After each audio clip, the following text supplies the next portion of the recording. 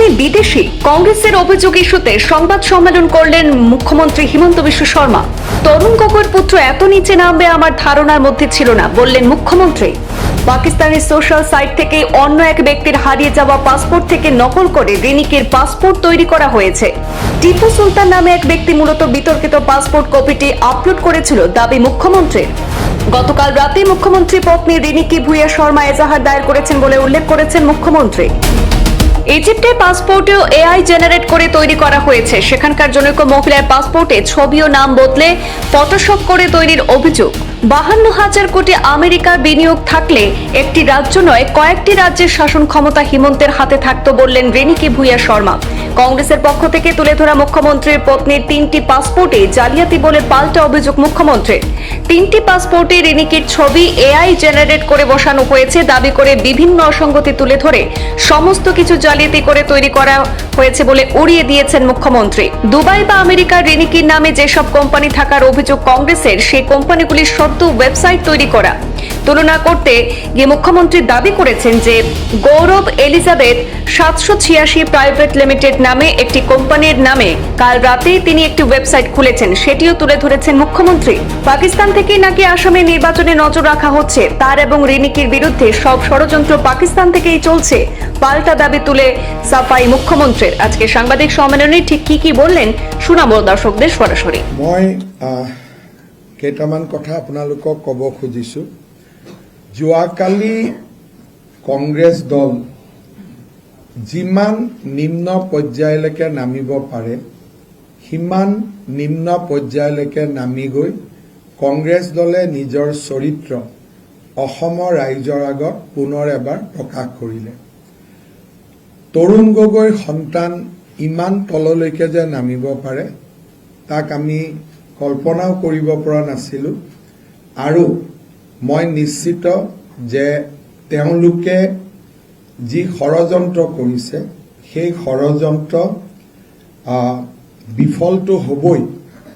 মই বিশ্বাস কৰোঁ যে আইনেও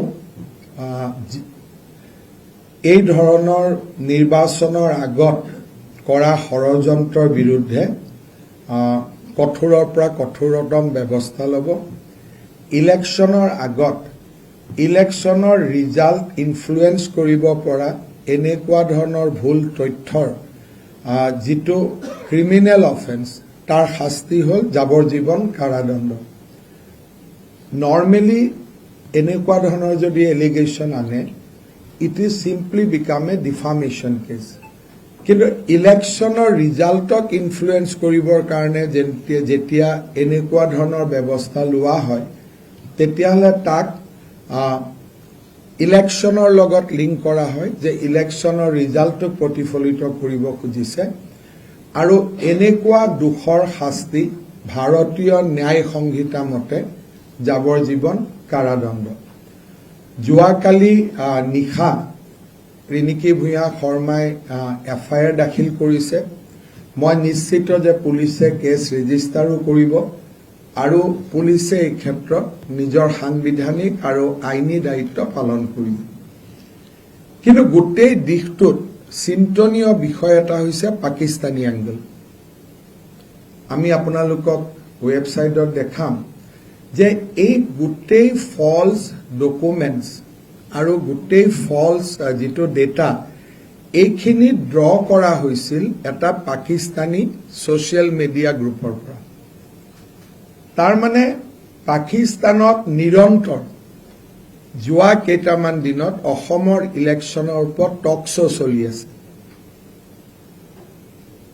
আৰু গোটেই যিখিনি ডেটা কালি তেওঁলোকে ফলছ এণ্ড ফেব্ৰিকেটেড কৰিছে, এই গোটেইখিনি ডেটা এটা পাকিস্তানী ছ'চিয়েল মিডিয়া গ্ৰুপৰ পৰা লোৱা হৈছে।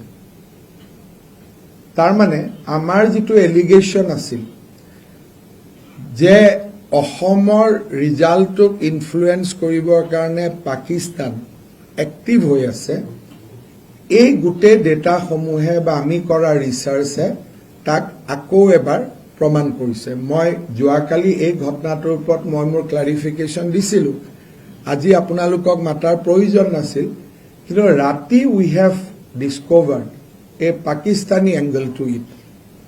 যে গোটেই অপাৰেশ্যনটো পাকিস্তানৰ এটা ছ'চিয়েল মিডিয়া গ্ৰুপৰ পৰা হৈছিল